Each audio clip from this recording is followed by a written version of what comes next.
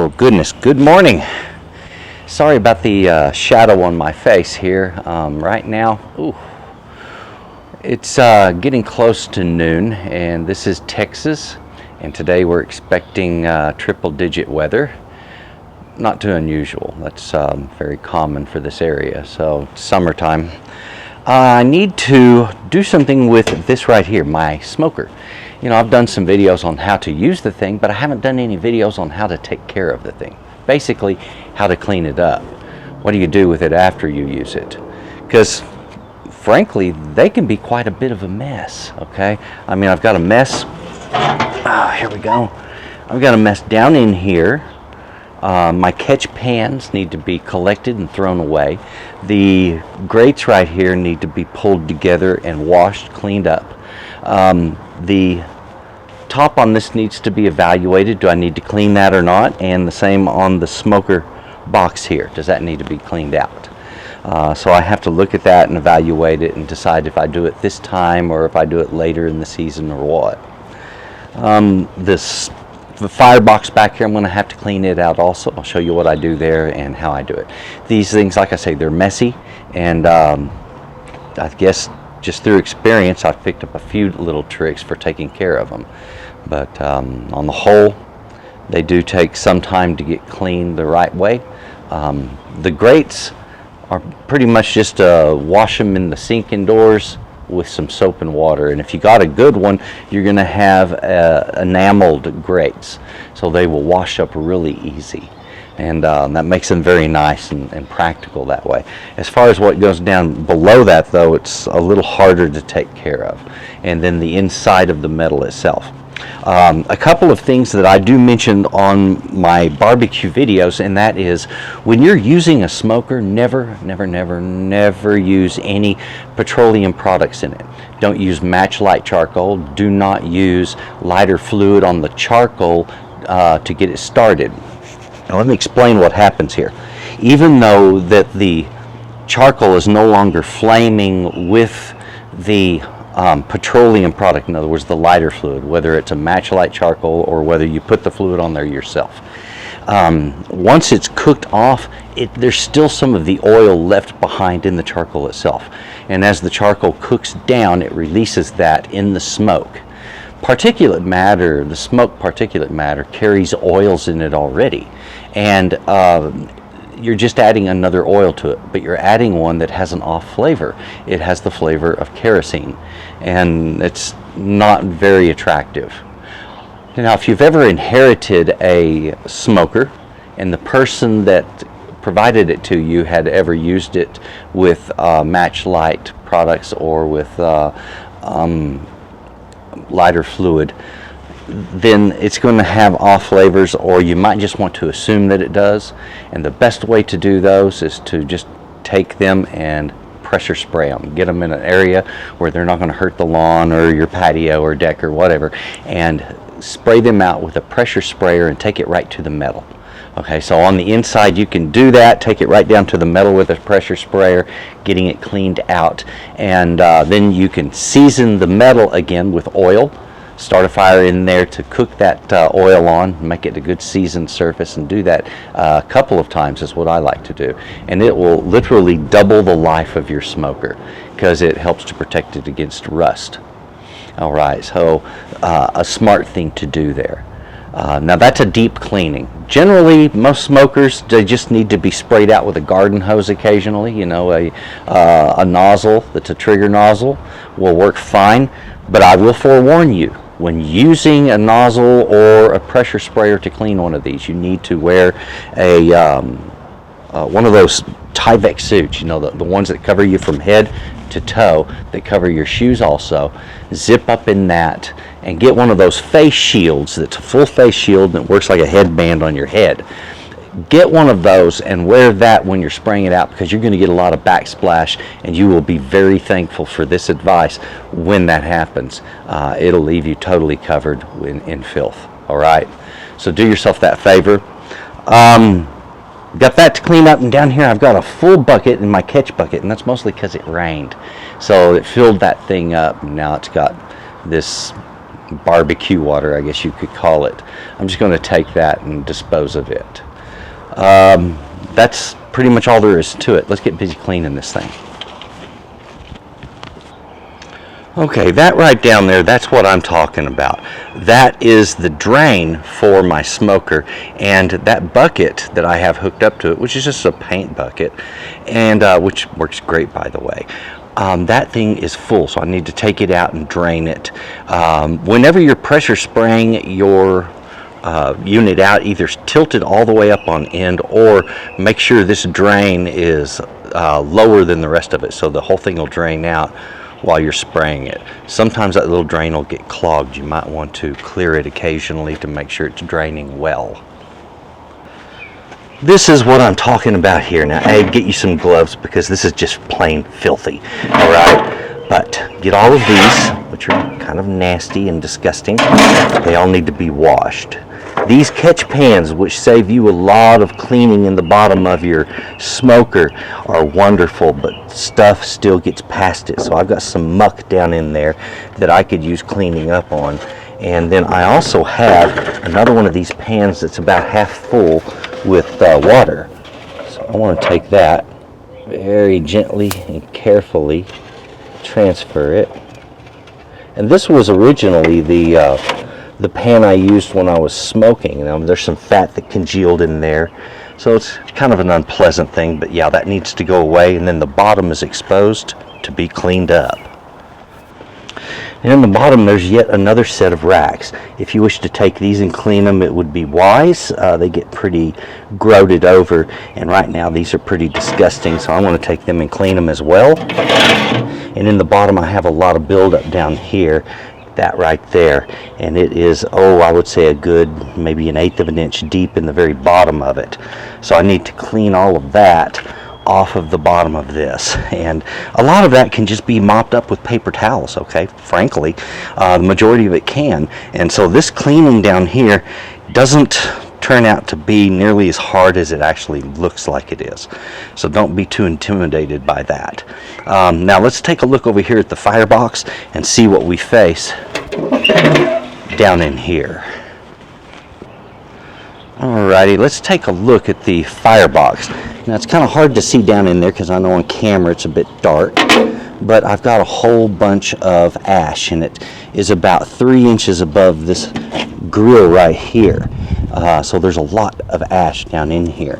I just need to get my grill out, and when I start this I really need to have a bag in place. And fortunately today it's a nice windy day, so it'll make keeping the bag in place very difficult.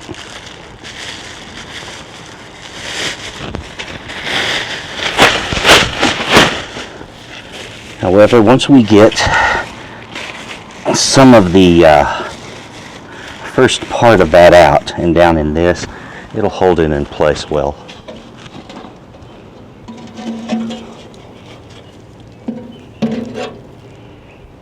Alright, clean them out right on the rack. That happens sometimes. There we go. And this is why it's good to have these gloves. It's going to save you a lot of trouble and clean up later. Alright. And the rest of this I just take, after positioning this, and scrape out of the bottom.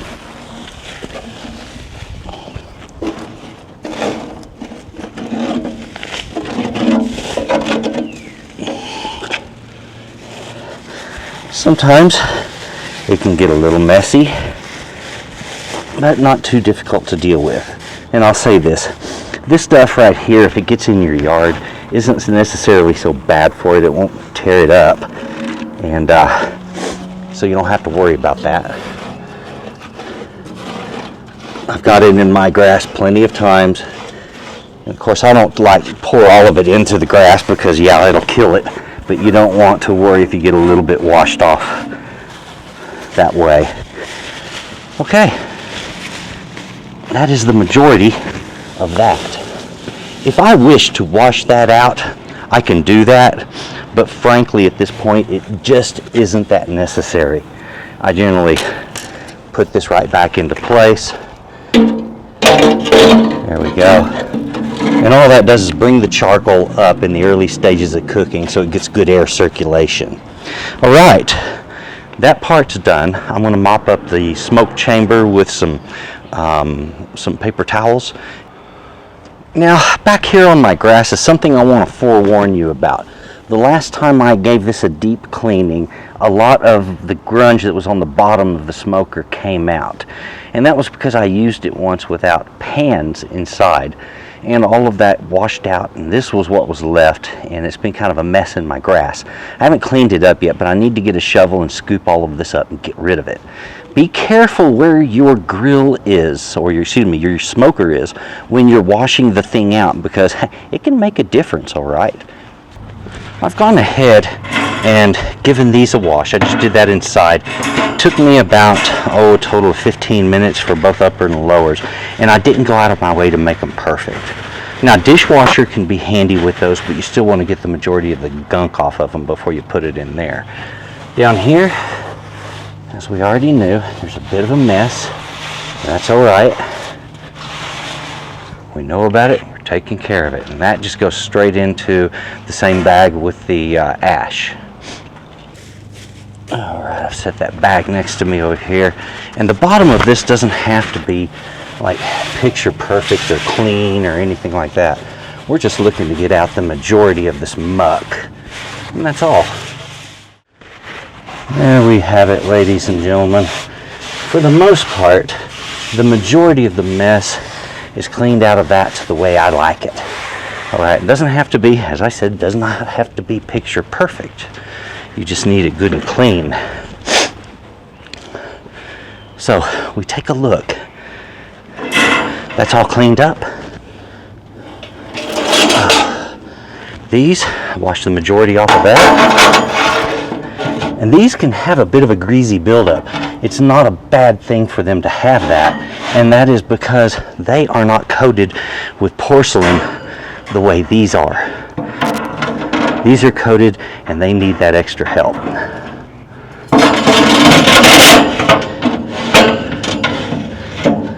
Excuse me, the ones down below that are uncoated need the extra help. These that are porcelain coated don't need any seasoning or anything, but we don't want rust setting in on our lower rack.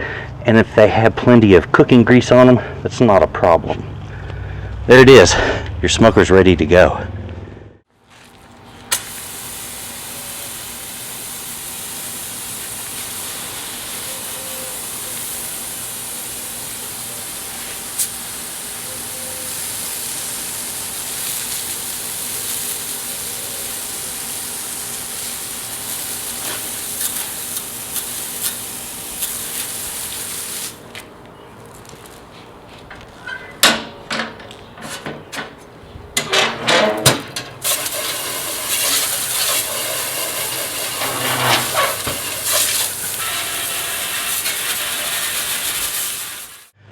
It is usable again.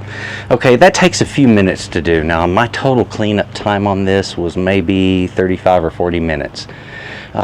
Doing the grill grates, lower grill grates, I normally don't do those but maybe once a year. Okay, so they were heavily built up. And this was that one time through the year. The rest of the year, all I'll pretty much do to this is clean these grates, remove the ash, and just go back to using it as usual. I do this one cleanup once a year if I don't use it more than 8 or 9 times. Now, if I'm using it 10 times or more through the year, then I will probably do 2 cleanings, depending on how often I use it. If it's something that's used on a regular basis, if you're using a smoker daily, then frankly that thing needs to be cleaned at least quarterly. A lot of places require that their staff clean their smokers monthly. So it just depends on where you go and who you talk to and the bug that's bothering you. Folks, thank you for watching this. Take care of your smoker. They'll last you for decades if you do, and they will give you many, many wonderful returns. Thanks for watching this. This is Texas Cooking Today, showing you how to take care of your smoker. Oh, take a look down below this in that description box. There's some links there. My website, which is S.A.Trotter.com. That's where I sell my recipes. And then there's also Texas Cooking Today, and that is what you've been watching. And there's a lot of recipes there, a lot of good advice, and neat ways of doing things. folks, thank you for watching. Please stick around for a minute. I want to show you something about my recipes, something you might be interested in. Thanks for watching, and please enjoy that barbecue. I wanted to show you what one of my written recipes actually looks like. This one I'm offering for free, so you can go to my website and get this one for free. It's the cinnamon rolls recipe. But it shows how I do mine. I always give a picture of what you're about to make, a description, what it is. I bullet point the ingredients, and that makes it a lot easier when you're going through making your or laying out your ingredients. Now, in addition, I also go ahead and I number all of the instructions on there, so it's easier to keep up with where you're at. And if you'll notice, you're going to see pictures that depict how to do what you're doing. Not all of my recipes are written exactly this way. However, I am getting them all converted to this. So do me a favor, go to my website, take a look at this. Go ahead and download it for yourself. It's free. And once you're finished getting that, you'll know whether or not you want to get more of what I offer. Folks, I always give a place at the end of all of my recipes for you to write your own notes if there's something you want to put in there. So it's a really cool way of doing recipes, and that's the way I do my recipes. That's also why I charge 25 cents each for them. It's not a big deal, and I really appreciate your help in helping me to get these marketed and get them out there, because that's the help I need to cover my expenses, basically. Thank you for that. Get this free one for yourself, and thank you very much for watching my show.